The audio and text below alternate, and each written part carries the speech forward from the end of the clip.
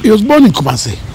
His father was the commissioner of oaths, and he was the president of the Fanti Confederacy in Kumasi. That's J H Mensah Senior, and insisted that his children should go to Achimota school. And his uncle Boy, who used to be a council of state member, was the one who was guiding him. So, you know, he went to school, Achimota, London School of Economics, Stanford, the UN, lecturer at the university, you know, consultancy to the IMF, the World Bank, became Commissioner of Finance, then Finance Minister, and so on and so forth, then Senior Minister. J H has had an extraordinary public service. And you know, I learned from him. That's why a lot of people say that I am a very quiet public servant. Because I lived with him a lot of those days when he was minister. And we lived at Switchback Road, where the governor of the central bank lives now. And he used to come from cabinet, you know, very aggravated. And the one thing I remember was that before the devaluation, he used to talk to me about the reason why we should not devaluate so much. And he was worried that it could destabilize the country. I didn't quite understand it then, but subsequently, I've read accounts of it from Professor Libby and from his colleagues, and Jake's prediction is exactly what led to the coup in '72. He was a brilliant public servant, and I think we should applaud him for loving this country so much, in a way that we've never really done. Do you know any Ghanaian public servant who served in Koma, who served Bozia, and served President Kufuor? I don't know that I know any. He's an extraordinary public servant. And ideologically, a lot of people cannot understand him. Because for him, planning was everything. Planning. And the planning was not ideologically right of center.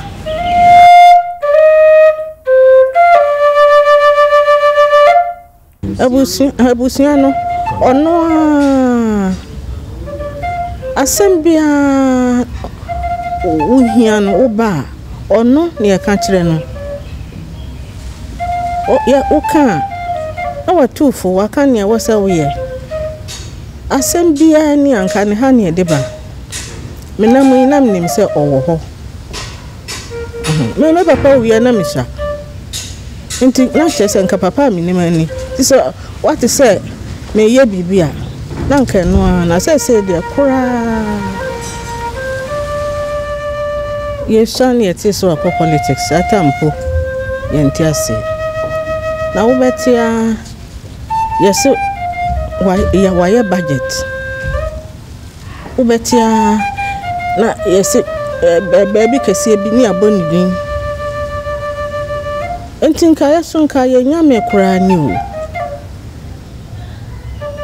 o ye ntiase nyina afe efi hamrantie nyina ye hwa no so ana ye di tumpon nka ye de kura no no nti se de ade atoye nipa.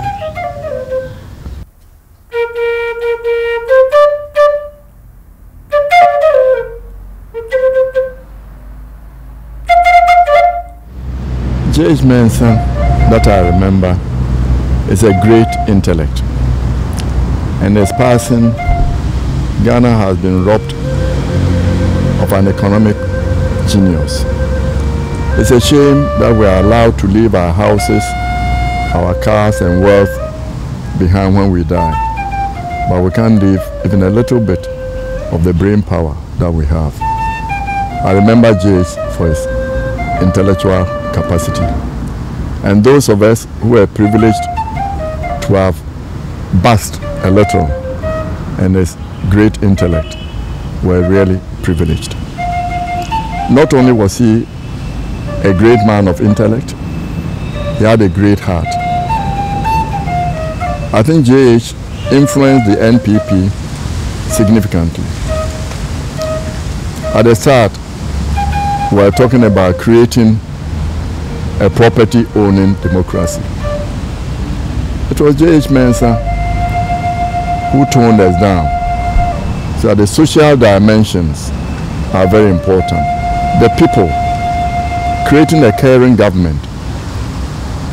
He didn't want to hear capitalism. He wanted to hear market-oriented economy. That is, when producing, distributing, you want the market to decide, to guide you.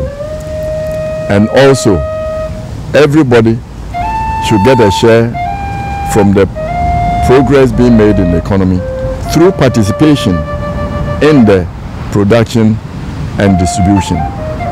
James was always concerned about those who fall through the cracks. How do we get them up? And I'm sure that even in his grave now, he'll be rejoicing at the fact that senior high school is free and that the president is thinking about making it compulsory. Because all of us, including JH, we are who we are because of the education that we had access to.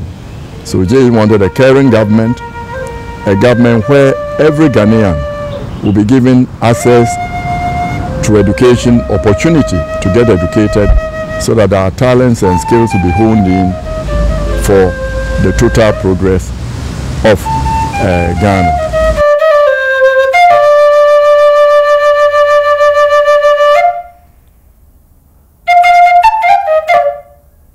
I knew him not as a public figure, but as a father. And as a father, I would say he was a very reasonable and very caring person. I remember, always asked what I thought, what I wanted.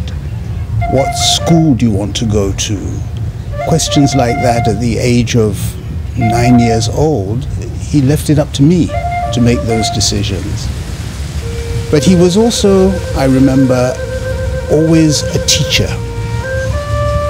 He liked nothing better than when we, the children, showed interest in what he was doing, in what was happening to this country. And he was always keen that we should be proud of our country in the same way that he was. So I would say, from my very earliest memories of him, was as somebody who was proud to be teaching a new generation about Ghana. Then, of course, years went by and his career went through different stages in Ghana, but then also abroad in international organizations, later on in exile from Ghana. And of course, people do change over the years. And one thing that I felt very strongly when the New Patriotic Party came to power in 2001, he was very focused on making up for lost time, because the best years of his life, in some way, had been spent in exile, frustrated, unable to do the work that motivated him so much. So he wanted to work extremely fast. And I remember while the inauguration events were going on, he was quite impatient with all of that. He wanted to get into the office and get working. And indeed, he worked tremendously hard until such time as the president decided that it was time for him to stand down. And after that, he observed, but he kept quiet so as not to disturb and interfere with what was going on. So in summary, that's how I remember him. And he had a very full and very long life. He had a life where he could have contributed a great deal more to Ghana if circumstances had been different. But nonetheless, he did everything he could in the time that was available to him.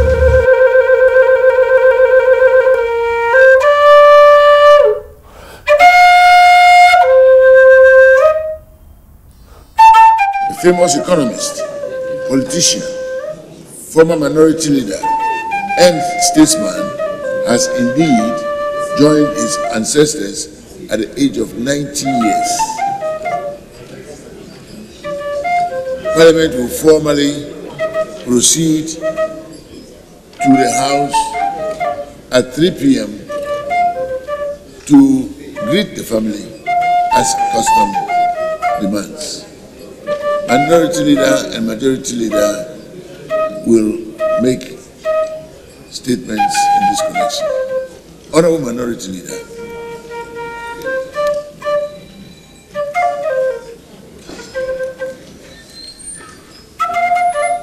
Speaker,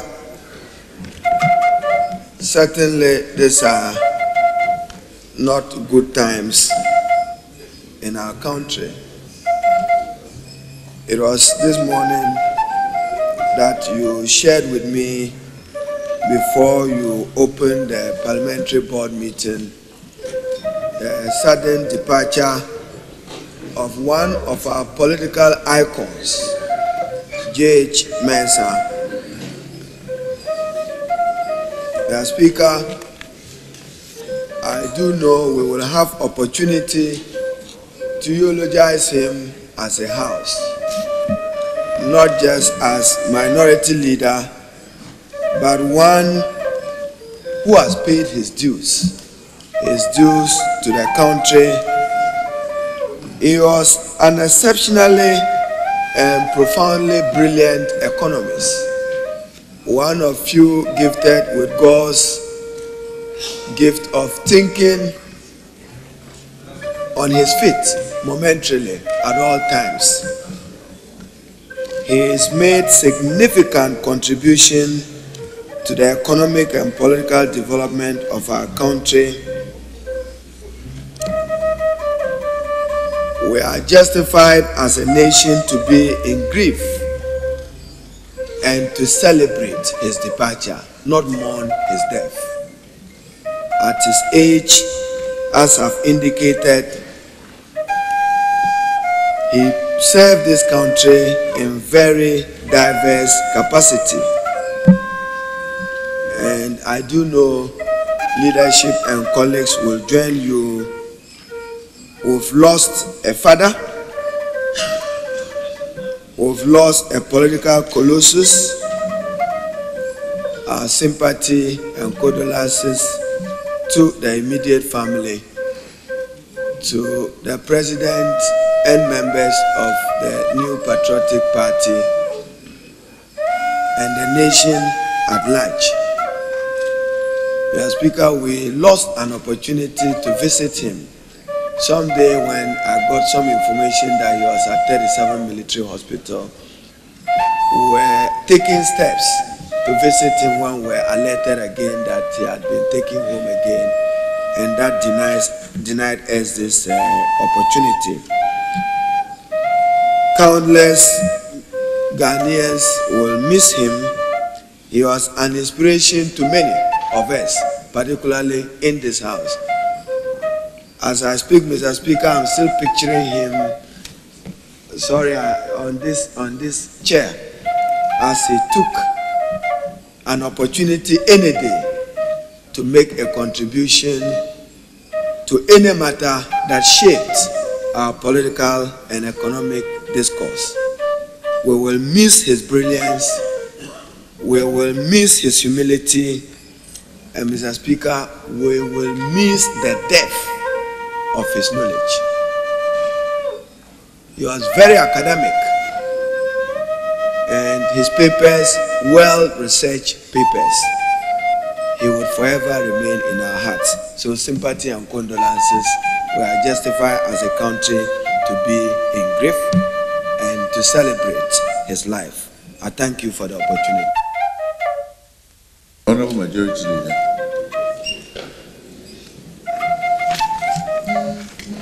Speaker, waking up to recharge my cell phone this morning, which had gone dead in the night at 6 a.m., I was met with the shock of my life.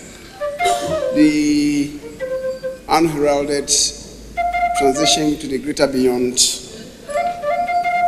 of the very venerable Joseph Henry Mensah, affectionately called J H Mensah. Speaker, growing up in the elementary school of those times, we got to hear of a certain redoubtable J H Mensah who had helped President Nkrumah to craft a 7-year development plan for the new Republic of Ghana. Speaker, that was an innovation that was unknown in the newly independent countries in Africa. We did not know the person, but we heard of his prowess. And our teachers spoke most eloquently about the prowess of that multi-talented and acclaimed young Turk of an economist who had made it within the realm of the United Nations and the World Bank. The Speaker, President Nkrumah, the socialist, knew J H Mensah as a liberal economist.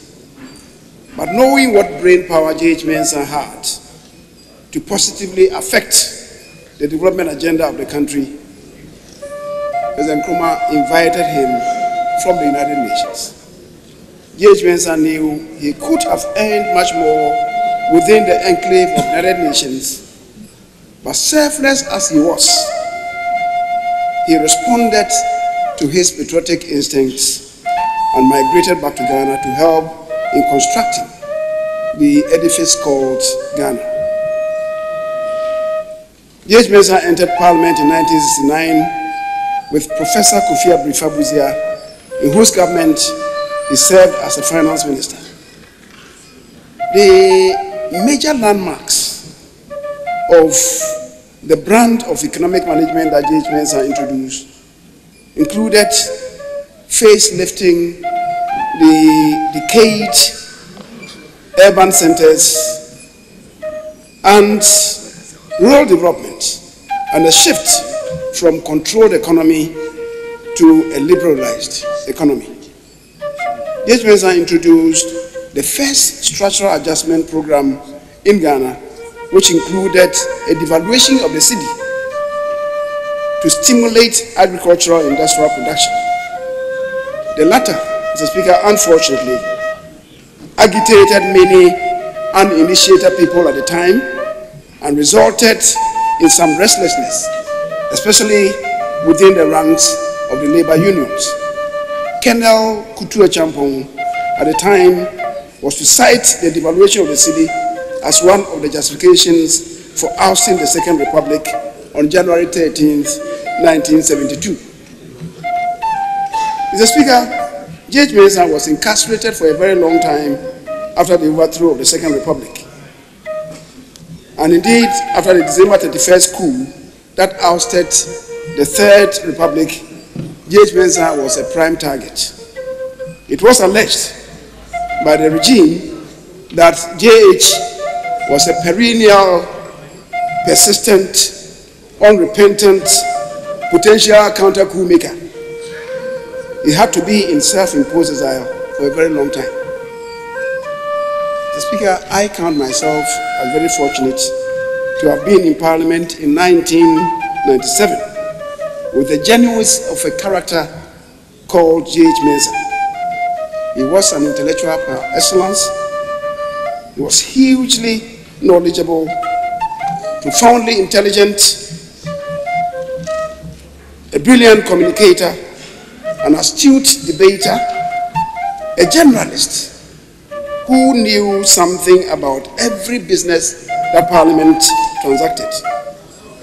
J H Mensah was a delight to behold anytime he rose to debate in the House. His counterpart, J H Mensah, who was the majority leader at the time, was himself a master act in the application of the standing orders, which he always employed to apply brakes on J H Mensah. In economics, finance, health, energy, even law, education, trade, agriculture, in every sector, J H Mensah was a quintessential performer in the chamber. I'm eternally grateful to J H Mensah for his encouragement to me, which has made me who I am today. The Speaker, today J H Mensah is gone. My eternal regret is that apart from the briefings that he offered us in the chamber and in caucuses, the Speaker, he never got around to write his own memoirs. And that to me is a tragedy. He toiled and overreached himself to help build Ghana and not build himself.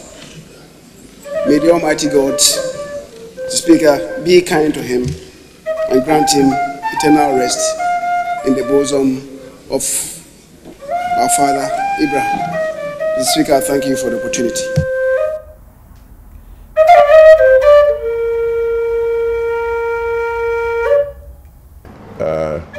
With me, when I have to put together a team, I go in for the best people I can find. More particularly within my government, within my party.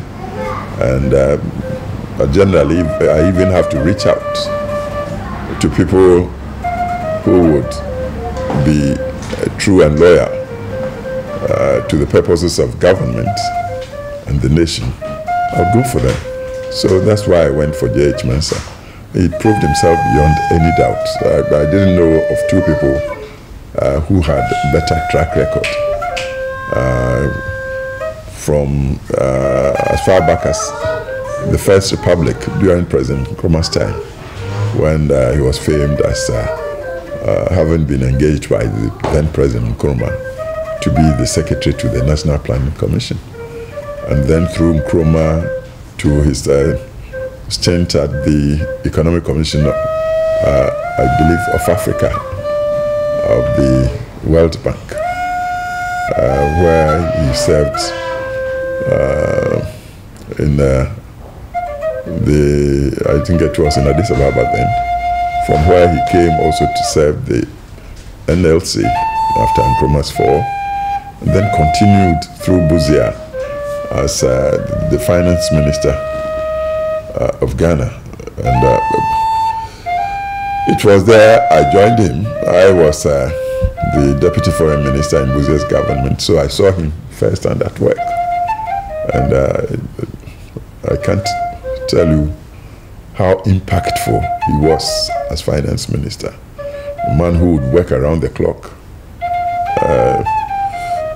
to get papers done on very short notice. And the papers would stand the test of quality anywhere, anytime. So I saw him first and then. But I should perhaps even take you further back, in the sense that he was my brother-in-law. He gave a sister to me to marry in 1962. So his brother-in-law, but I would say perhaps even more than brother-in-law. It was virtually a brother, a very caring man, very open-minded, and very serious. Even though he also had an aspect of very free-thinking nature. So I knew him, and then when eventually we got back to power in 2001, and he had won his seat in Sunyani became Member of Parliament, I assigned him as the Majority Leader, and then later invited him to be the Senior Minister to assist the government, which was full of first-timers in government, all bright, but not many had the experience of having been in government before. So I needed him to be there at the cabinet to guide the up-and-coming youngsters.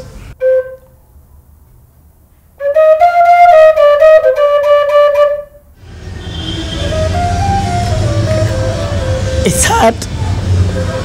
It's hard. When I saw him at the hospital during his last days, it's terrible. I couldn't stand it. The man I've known all this while, you know, who was so energetic, hardworking, was lying there at 37, so frail. I couldn't bear it. So I wish him safe journey. I wish the Lord will protect him. I know those who've gone before him will welcome him because he's done a lot for this country. I don't know what others have written about him, but I'll leave his academic laurels to people like the president, members of parliament to, you know, to talk about that or to pay him tributes on that score. But J H was my mentor. The man was so brilliant, he could read my shorthand at times. And then he would say, go back to this paragraph, go back to, you know. That was my boss, J H. Papa, Kenyong Maya, our Jogba, that said Joseph Henry Mensah, Abiu J H, Miss J. Okay? I was Jogba, Amen.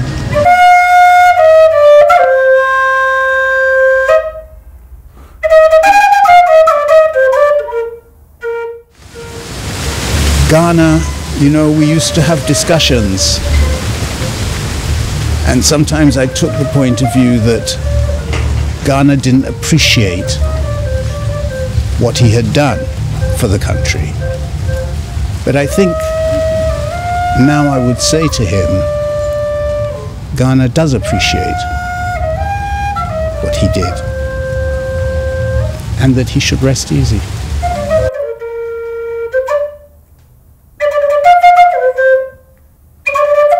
Brother, Eja hen ho. Ama ye zaire ho. Nansu dem ne fedue. Ye na manze na bebrese. Na me fa wonsie. Onzu anyim. Onfa wonko jojo. Ekoso aye chia kanzifu ni nyina.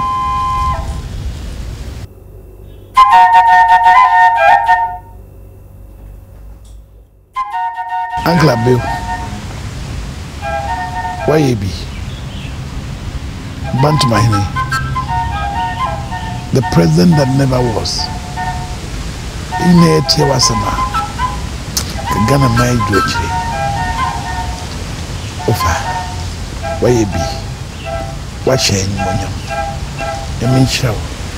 It was sending none that was a dear wire mine. Intimate now was there. Now, baby, I will console. Ukwa no bompire man. A bompire man. The wire map Ghana mine. Minyan say, Pepe bit my bida.